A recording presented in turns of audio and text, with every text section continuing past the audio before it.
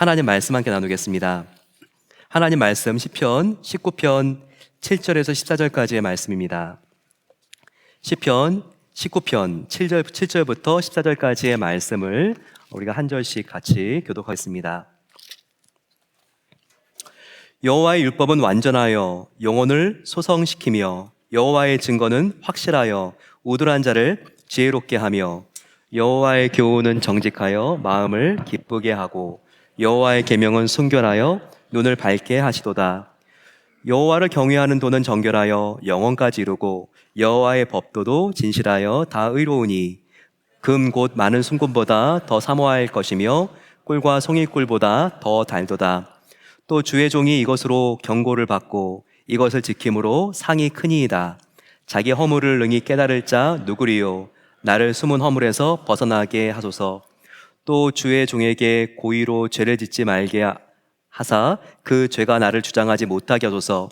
그리하면 내가 정직하여 큰 죄가에서 벗어나겠나이다.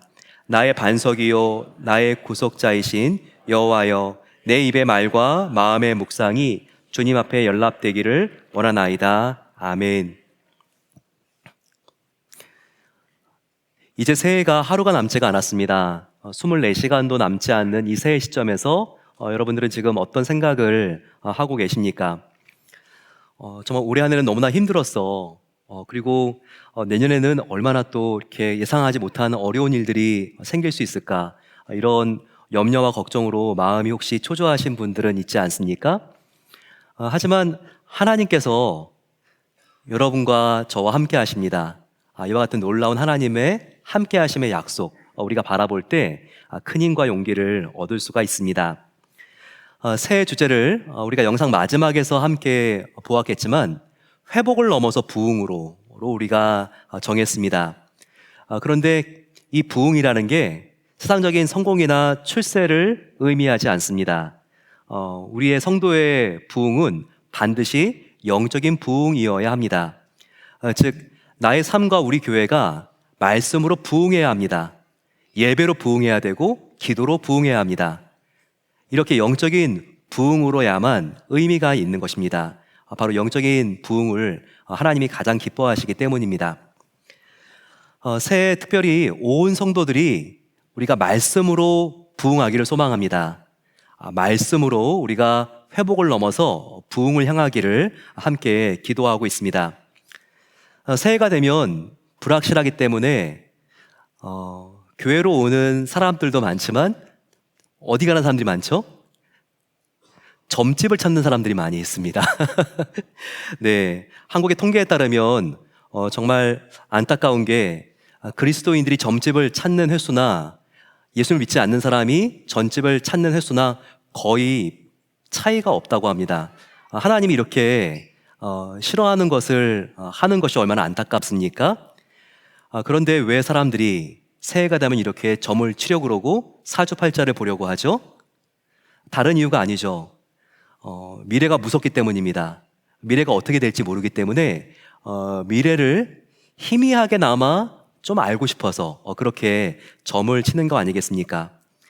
하지만 점과 사주팔자가 아주 희미하게라도 미래를 보게 할 수는 있겠지만 미래를 바꿀 수는 없다는 거, 미래의 변화를 줄 수는 없다는 것을 우리는 알아야 합니다. 그러면 어떻게 우리는 미래를 정확하게 알고 미래를 바꿀 수가 있고 미래의 변화를 가져다 줄 수가 있는 것이죠? 바로 하나님의 말씀만이 우리의 미래를 정확하게 알게 하고 또 우리의 미래를 바꾸게 하는 것입니다.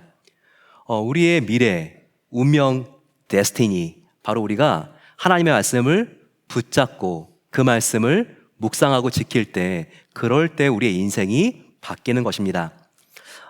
저를 한번 따라해 주시면 좋겠는데요.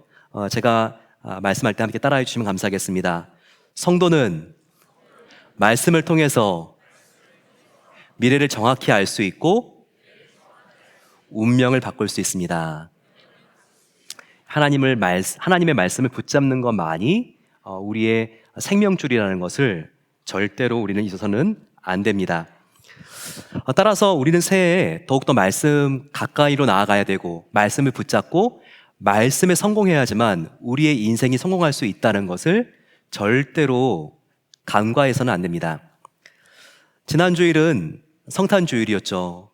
특별히 우리가 성탄주일이면 관심이 집중되는 성경의 캐릭터들이 있죠. 대표적인 게 동방박사들입니다. 동방박사들 정말 보게 되면 선극도 하게 되고 또 설교에도 단연 나오는 소재들이죠. 그런데 이 동방박사들이 누구였죠? 그들은 별을 보면서 연구를 해서 미래를 알아맞추는 점성술사들이었습니다. 그들의 직업은 이런 거였어요. 그런데 그들의 점성술은 새로운 위대한 왕이 유대 지역 부근에서 태어날 것은 알려줍니다. 하지만 그 메시아, 하나님의 아들이 정확히 어느 도시에, 어느 마을에 태어나는지는 알려주지 못하고 있습니다. 그러면 무엇이, 어떤 정보가 하나님의 아들 그리스도, 메시아가 탄생하는 그 지명과 지역까지를 정확하게 알려주고 있습니까?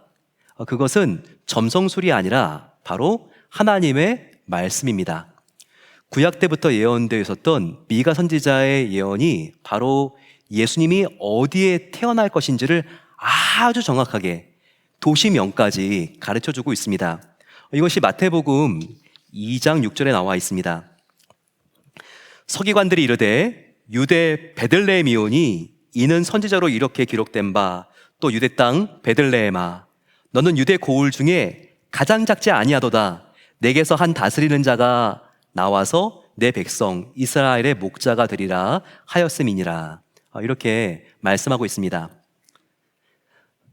지금은 돌아가셨지만 팀 켈러 목사님이 이렇게 설명을 합니다. 점성술과 같은 일반 학문 그리고 일반 은총은 성탄의 큰 별이 유대 지역 부근까지 바로 메시아가 태어날 장소를 알려주는 것처럼 우리를 일반 학문이나 일반 은총은 진리 근처까지는 인도해 줄지 모릅니다. 하지만 정확한 진리와 생명의 길은 성경의 미가 선지자가 메시아가 태어날 바로 그 도시는 베들레헴이라는 것까지 정확하게 알려준 것처럼 오직 하나님의 약속의 말씀을 통해서만 우리는 정확히 알 수 있습니다. 이렇게 팀켈러 목사님이 설명을 합니다.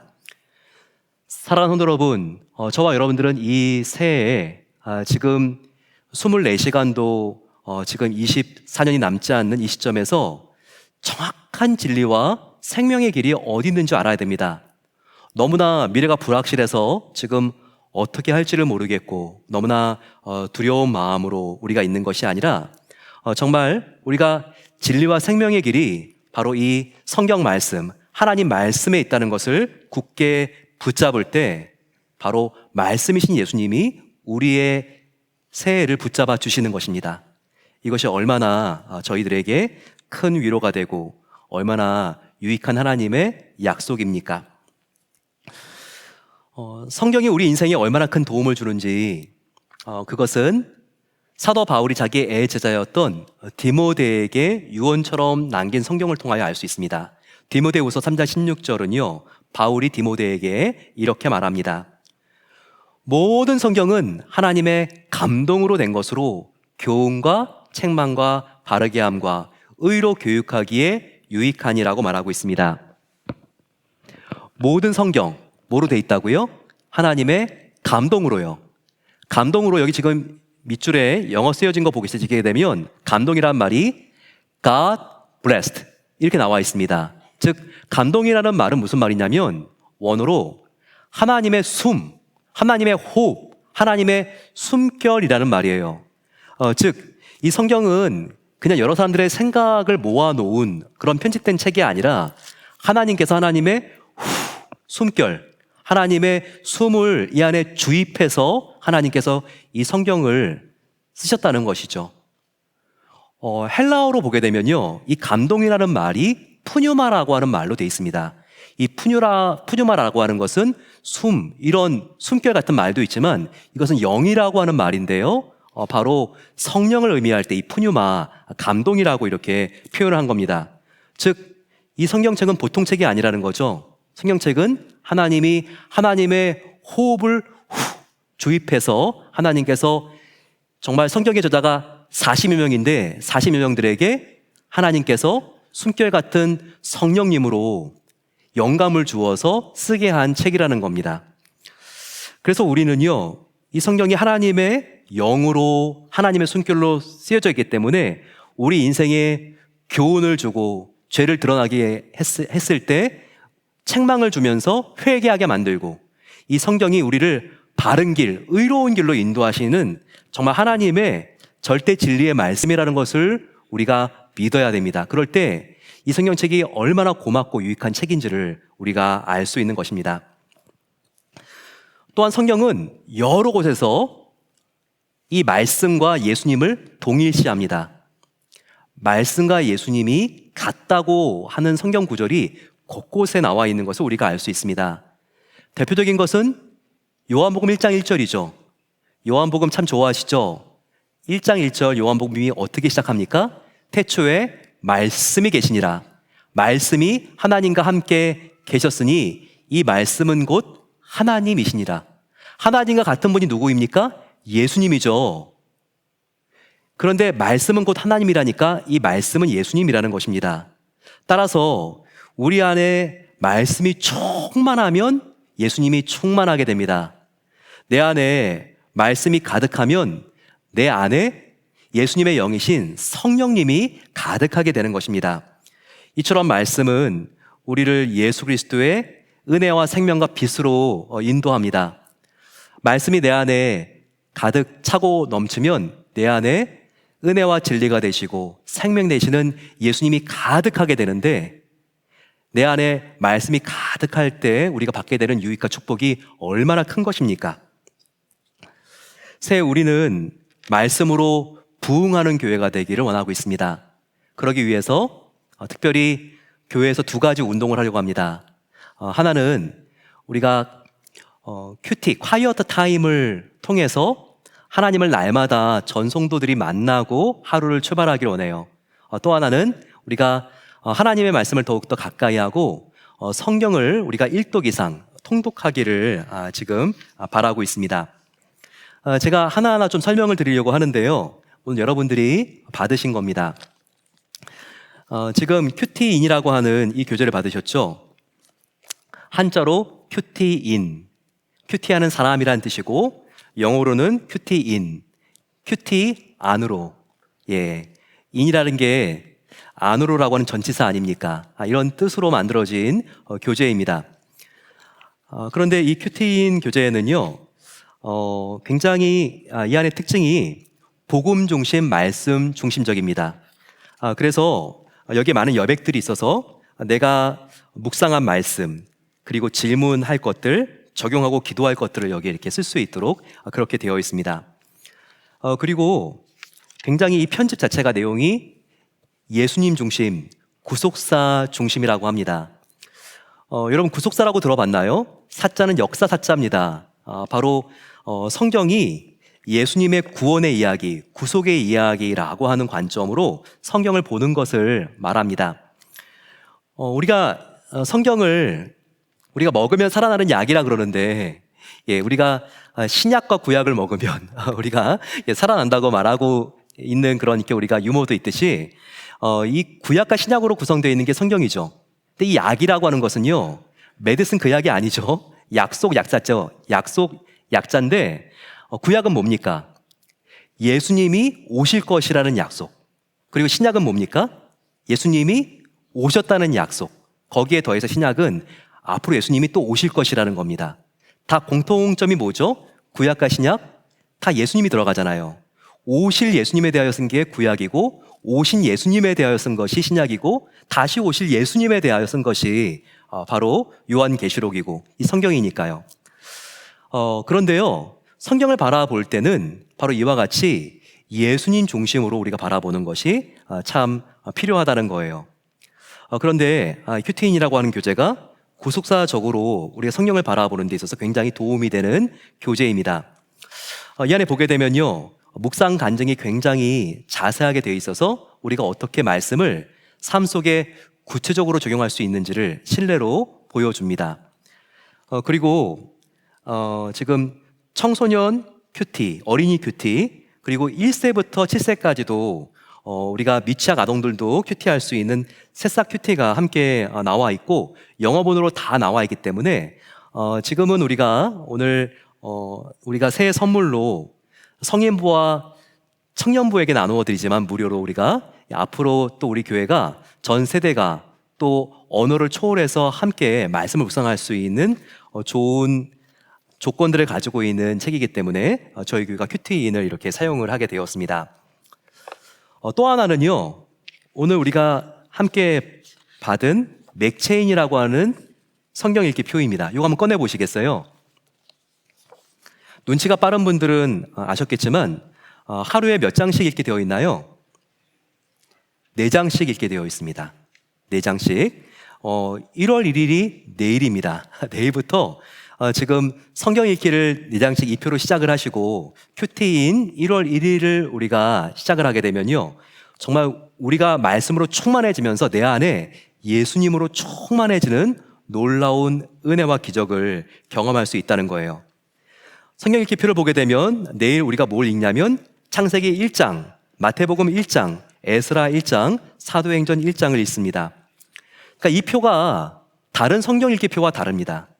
다른 성경 읽기표는 어떻게 되어 있죠? 일단 우리가 읽으면 체크를 해가지고 읽은 것을 표시하게 되어 있는데 창세기 1장, 2장, 3장, 그래서 49, 50장을 다 읽게 되면 출애굽기로 넘어가는 순서입니다. 하지만 이 성경 읽기표는요, 하루에 구약 2개, 그리고 신약 2개, 2장, 이렇게 읽게 되어 있습니다. 그러면 1년이 되면 어떻게 될까요? 우리가 구약은 한 번을 읽게 되고, 그리고 신약과 시편은 우리가 1년에 2번을 읽게 됩니다.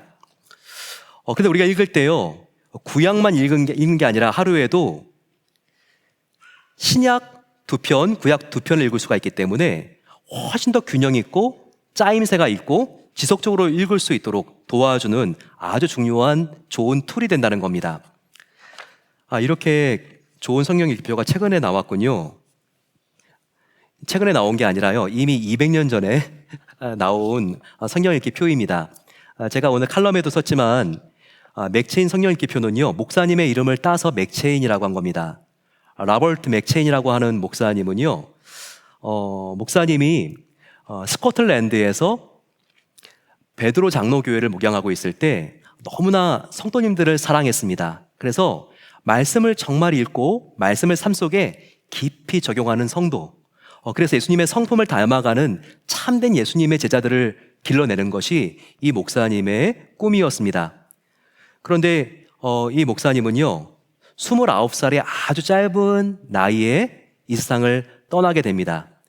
그런데 죽기 3개월 전에도 본인이 만든 이 성경 읽기표를 성도님들에게 송구영신 예배 때, 딱 오늘이죠, 소개를 하고, 여러분들 제가 유언 같은 말을 남깁니다. 이 성경 읽기표를 꼭 마음속에 품으시고 이 성경 읽기표대로 읽어나갔을 때 우리 안에 놀라운 심령의 변화와 이 세상을 두려워하지 않을 수 있는 믿음이 생깁니다. 이렇게 말씀을 하시고 이 세상을 떠나셨습니다. 그런데요, 제가 가만히 보니까 29살의 짧은 나이라 할지라도요, 목사님이 이 성경 읽기표 하나를 남기고 나니까 얼마나 놀라운 일이 생겼습니까? 이것처럼 성경 읽기를 도와주는 표가 없거든요. 그 이후로 스코틀랜드, 잉글랜드, 그리고 유럽, 북미로 넘어와서 한국뿐만 아니라 전 세계적으로 성경을 대충 읽는 사람이 아니라 체계적으로 사모하고 읽기를 원하는 사람들에게 가장 기준이 되는 그런 성경 읽기 표가 되었다는 거예요. 여러분 보십시오. 생명의 삶도 맥체인 성경 읽기 표가 있지만 지금 우리가 큐티를 할 큐티인에도요, 시작하게 되면 바로 고개 앞에 맥체인 성경 읽기라고 해서 창세기, 마태복음 이렇게 나와 있는 진도표가 큐티 책에도 있습니다. 그래서 맥체인 성경 읽기표는 지금 처음 소개받는 분도 계시겠지만 정말 200년 동안 얼마나 많은 크리스찬들에게 사랑을 받은 놀라운 표인지 모릅니다. 그런데요, 우리가 이것을 순서대로 읽게 되면요, 굉장히 놀라운 진리를 발견하게 되는데 그 중에 하나가요, 신약과 구약이 짜게 맞구나, 이것을 발견하게 됩니다. 신약과 구약이 통하는 것을 깨닫게 돼요. 그 안에 동일하게 나오는 하루에 읽어도 반복되는 단어, 개념, 주제가 통하는 것을 알 수 있습니다. 그리고 하루에 4개씩 읽게 되어 있는데 이게 괜히 구약 2장, 신약 2장이 아닙니다. 이 순서대로 읽어가게 되면요, 창세기부터 역대까지 쭉 읽어 내려가게 되어 있는데 한쪽 칼럼에는요, 이게 만물의 시작과 이스라엘의 시작이라고 하는 구속사를 담고 있어요. 두 번째는 어디부터 시작하죠? 에스라부터 계속 내려가서 말라기로 쭉 내려가는데 여기는 이스라엘의 멸망과 새 시대의 시작에 대하여 나와 있습니다. 세 번째는요, 마태복음과 요한복음 공관복음이죠. 예수의 복음 사역과 십자가의 구속에 대하여 나와 있습니다. 그리고 하루의 마지막으로 읽게 되는 네 번째는요, 사도행전과 요한계시록으로 읽게 되어 있는데 이것은 교회의 시작과 성교와 구속의 완성에 대하여 이렇게 나와 있습니다. 이걸 보면서 우리는요, 하루에도 4장을 읽는데 야, 구약 신약인데 참 이 안에 동일하게 반복되는 단어가 있네, 동그라미 치고, 반복되는 주제가 있네, 또 거기도 동그라미 치고, 이러면서 신구약이 어떻게 이렇게 짝을 이룰까, 이 사실을 발견하게 된다는 거예요. 맥체인 목사님이 바로 이것을 의도한 것이었습니다. 맥체인 목사님이 가장 사랑하는 성경 구절이 있었는데요, 그것은 이사야서 34장 16절 말씀이었습니다. 이 말씀 같이 한번 읽어볼까요? 시작. 너희는 여호와의 책에서 찾아 읽어보라. 이것들 가운데서 빠진 것이 하나도 없고 제 짝이 없는 것이 없으리니 이는 여호와의 입이 이를 명하셨고 그의 영이 이것을 모으셨음이라. 맥체인 목사님이 가장 이 말씀을 사랑하고 이 말씀을 믿고 맥체인 성경 읽기 표를 만든 거예요. 자, 이게 무슨 말입니까? 성경은요, 이게 보통 책이 아니에요. 어떤 저자가 한 책을 쓰는데 내가 이 책 쓰는데 20년 걸렸습니다. 그러면 와, 대단하다. 우리 그러지 않습니까? 이 성경책만큼 쓰여지는데 오래 쓰여진 책이 없어요. 얼마나 오랫동안 쓰여진 책인지 아세요? 창세기부터 요한계시록까지 쓰여지는데 놀라지 마세요. 1600년이 걸렸어요. 몇 명의 저자가 썼는지 아세요? 40여 명의 저자가 썼어요. 그런데요, 여러분, 모든 성경 66권이 다 짝이 맞고 흐름이 맞고 서로 간에 상충되지 않고 서로 내용들이 충돌되지 않고 다 통합니다. 이것이 얼마나 놀랍습니까? 내용이 다 일치하고 조화를 이루는 거. 이거는요, 1600년이 아니라 16년 동안 40명이 아니라 4명의 저자가 써도요, 다 생각이 다르기 때문에 유사성은 있어도 어느 부분에는요, 충돌하고 대립되는 부분이 있어요.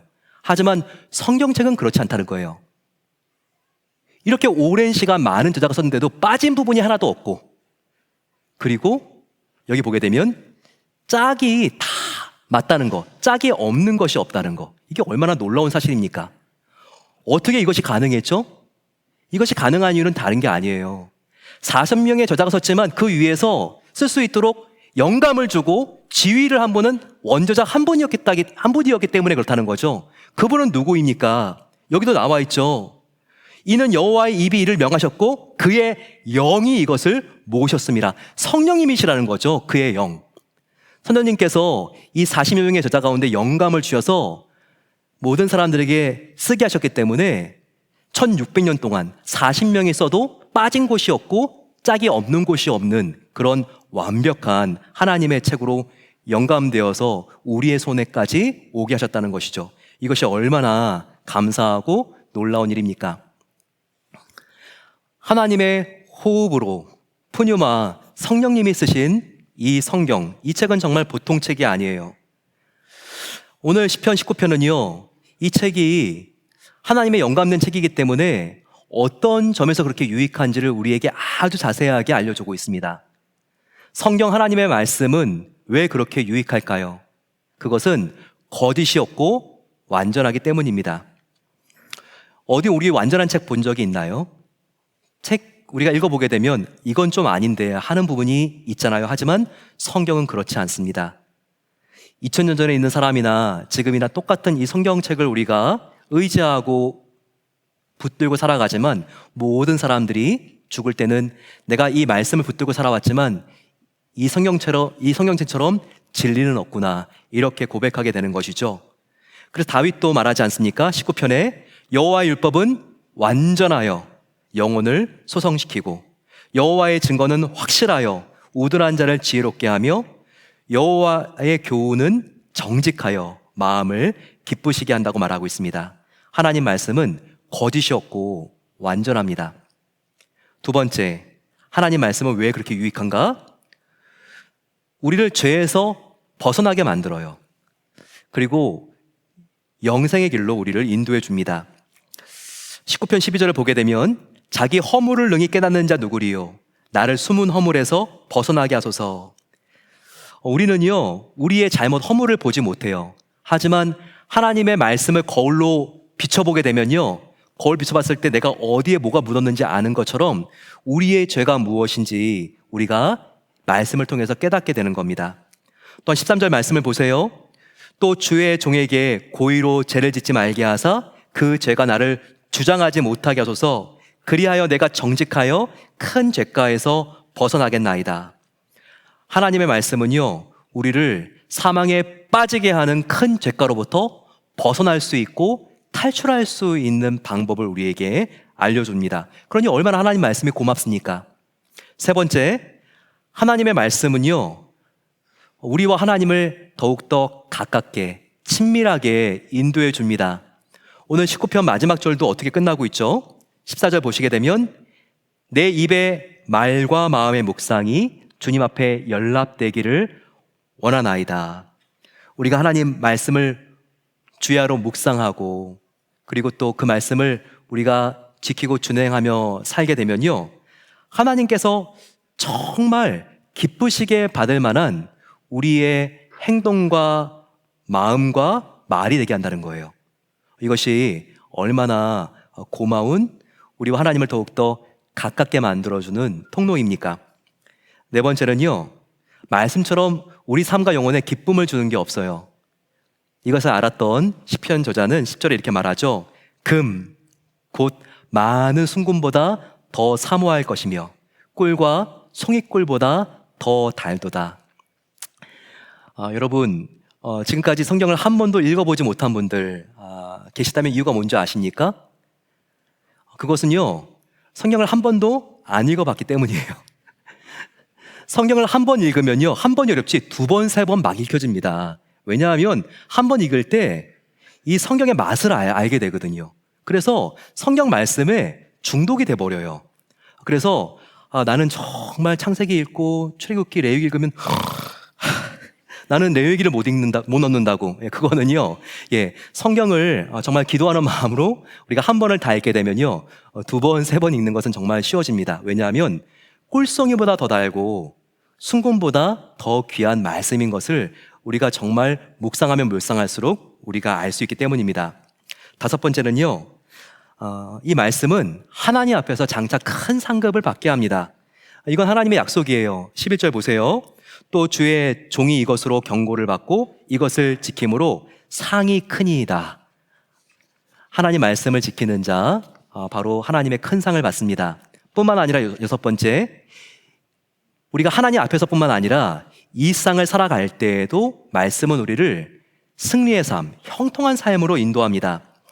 여호수아 1장 8절, 이 율법책을 내 입에서 떠나지 말게 하며 주야로 그것을 묵상하여 그 가운데 기록한 대로 다 지켜 행하라. 그리하면 내 길이 평탄하게 될 것이며 내가 형통하리라. 하나님의 약속입니다. 일곱 번째, 마지막으로 하나님 말씀은요, 성도의 영혼을 살리고 교회를 부흥케 합니다. 이런 놀라운 약속이 있습니다. 이 세상의 모든 것은 지나가죠. 돈, 명예, 쾌락, 학식 다 지나갑니다. 여러분들이 그렇게 공들여 쓴 박사학위 논문이 있다고 할지라도요, 2, 3년 지나고 나면 그 신식이 어느새 다 구식이 되어 버리는 게 바로 이 세상입니다. 다 지나가요. 하지만 영원히 남는 게 유일하게 한 가지가 있는데 바로 그것은 하나님의 말씀입니다. 생명의 말씀이에요. 이것을 베드로전서 24장, 베드로전서가 우리에게 알려주고 있죠. 그러므로 모든 육체는 풀과 같고 모든 영광은 풀의 꽃과 같으나 풀은 마르고 꽃은 떨어지되 오직 주의 말씀은 영원하고 세세토록 있도다 하였으니 너에게 전한 복음이 곧 이 말씀이니라 라고 말하고 있습니다. 정말 이 세상의 모든 것이 지나가지만 하나님의 말씀은 우리에게 영생을 주기 때문에 영원한 것이죠. 하나님의 말씀은 우리에게 뭘 준다고요? 생명, 영생을 준다는 것입니다. 그렇기 때문에 하나님의 말씀이 우리의 삶에 임할 때, 우리가 말씀에 더욱더 가까이 가고 말씀을 붙잡을 때 놀라운 변화가 생겨요. 그것은 시든 우리의 영혼이 다시 활력을 되찾는 것입니다. 이것을 에스겔서 37장 10절이 우리에게 분명히 약속하고 있습니다. 이에 내가 그 명령대로 대언하였더니 생기가 그들에게 들어가매 그들이 곧 살아나서 일어나 서는데 극히 큰 군대더라 라고 말하고 있습니다. 보세요. 내가 그 명령대로 대언하니라고 나와 있습니다. 이것은 여호와 하나님의 말씀이 임한 것을 말해요. 여호와 하나님의 말씀이 임했더니 어떤 변화가 생기죠? 바로 생기가 그들에게 들어간다고 했습니다. 시들고 지친 피곤한 우리 영혼 가운데 말씀을 붙잡게 되면요, 우리의 영혼이 생기가 생기고 활력이 생긴다는 거예요. 그럼 어떤 변화가 일어납니까? 우리는 쓰러진 상태인데 다시 살아나게 되고 일어나게 되고 서게 되고 다시 뛰게 되는 놀라운 기적이 일어난다는 것입니다. 우리가 말씀을 붙잡을 때 이런 놀라운 변화가 일어나게 된다는 것이죠. 사랑하는 여러분, 새해에는 우리가 더욱더 말씀을 간절히 사모하고 붙잡게 되므로 우리의 영혼이 다 살아나고 일어나고 서게 되는 놀라운 은혜가 임하게 되시기를 축원합니다. 정말 새해가 너무나 불확실한 것 같습니다. AI라는 게 우리의 삶에 큰 혜택과 편리를 줄 수도 있지만 얼마나 많은 예상하지 못하는 일자리들을 앗아갑니까? 정말 회사들마다 구조조정, 정말 너무나 불확실하고 어려운 게 24년이라고 하는 전망들이 나오고 있습니다. 너무나 소화가 안 되고 잠이 오지 않아요. 불확실한 우리의 미래, 멀리도 아니고 내년일 수 있습니다. 하지만 말씀이신 예수님께 우리의 삶을 걸어보지 않겠습니까? 말씀이신 예수님께 우리의 미래를 맡겨보지 않으시겠어요? 이 말씀을 붙잡으면 우리는 예수님을 붙잡는 것입니다. 그러면 예수님은 반석이기 때문에 우리의 인생을 흔들리지 않도록 지켜주십니다. 정말 저와 여러분들의 삶, 진로, 우리의 자녀, 우리의 가정 흔들리지 않기 위해서는요, 말씀을 꼭 붙잡으셔야 돼요. 그래야지만 반석 되신 예수님께서 우리의 삶과 인생과 우리의 가정을 하나님께서 붙잡아 주실 수가 있는 것입니다. 우리가 말씀으로 충만하고 예수님의 영으로 우리가 가득 차게 된다면 새해 걱정이 없습니다. 우리의 환경, 우리의 조건이 완벽하고 문제가 없어서 염려와 걱정이 없는 게 아니에요. 설사 새해 나의 건강에, 인간관계에 어떤 어려움이 크게 온다 할지라도, 나의 비즈니스가 이러면 안 되겠지만 최악으로 곤두박질 친다 할지라도 내 안에 예수님의 은혜가 가득하고 내 안에 하나님의 말씀이 가득하다면 우리는 세상에 속한 자가 아니라 이 세상을 초월하고 이 세상을 뛰어넘는 자들이 되는 것입니다. 그렇기 때문에 우리는 간단하게 견디는 새해가 아니라 주님의 말씀을 붙잡을 때는요, 내 안에 예수님의 영, 성령님이 가득하기 때문에 이 세상이 위태한데도 이 세상을 누리며 돌파하며 나갈 수 있는 영의 힘이 생기는 거예요. 말씀을 통해서 이 영의 힘을 꼭 우리가 정말 새롭게 충전하고 새해를 달려가는 거예요. 여러분 꼭 이렇게 되시기를 간절히 축원합니다. 비행사들이 가장 힘들고 어려운 순간은 새떼들이 막 날아올 때라고 그래요. 이 작은 새가 부딪힌다 할지라도 그 충격은 굉장히 속도가 빠른 비행기와 새가 부딪히는 거기 때문에 정말 그 충격이 어마어마할 수 있다는 거예요. 엔진 같은 데 들어가게 되면요, 이 작은 새 때문에 그 정말 몇 천억 하는 비행기도요, 더 이상 사용하지 못하게 되는 경우들도 생긴다는 거예요. 그래서 조종사가 새떼가 날아오게 되면요, 너무나 두려운 상황이 공포에 정말 질릴 것과 같은 상황이 발생할 수도 있다는 것이죠. 하지만 새가 다가온다고 했을 때 충돌하진 않을까 염려만 하면 안 됩니다. 그때 조종사가 해야 될 가장 중요한 조치는 무엇이죠? 빨리 그 비행기의 고도와 수준을 높이는 거예요. 그래서 새들이 감히 올라올 수 없는 그 수준까지 날아오르는 것이죠. 그러면 거기에는 새들이 날아오를 수가 없고 안전한 지대로 진입을 하게 되는 것입니다. 영적인 원리도 비슷할 수 있습니다. 여러분, 왜 이렇게 인생이 피곤하고 힘들고 짜증이 나고 어렵습니까? 따지고 보면 다 부딪히는 것 때문에 그런 거 아니에요? 부딪히고 생각이 다른 이 사람과 부딪히고 저 사람과 부딪히기 때문에 그렇게 직장 가기가 힘들고 마음이 힘들고 어려운 거 아닙니까? 가정에 들어가도 냉소적인 나의 남편, 늘 무시하는 것과 같은 아내의 어투, 방황하는 나의 자녀, 회사에 가도 계속 가스라이팅하는 나의 직장의 상사와 동료와 부딪히기 때문에 그렇게 스트레스 받고 그렇게 마음이 힘들고 어려운 거 아니겠습니까? 또한 내년에 직장의 불확실성과 직장의 불확실함과 또한 진로의 문제 때문에 우리는 염려와 근심과 걱정에 계속해서 우리의 생각들이 부딪히게 됩니다. 이럴 때 염려하고 걱정한다고 문제가 풀리는 게 아니에요. 여러분, 그러면 어떻게 됩니까? 우리의 영적인 고도와 수준을 반드시 높여야만 됩니다. 주님 곁으로 나아가야 한다는 거예요. 말씀 안으로 들어가게 되면요, 저와 여러분들의 일상을 바라보는, 그리고 일상을 우리가 생각할 때 느끼는 고도와 수준이 달라지게 되어 있습니다.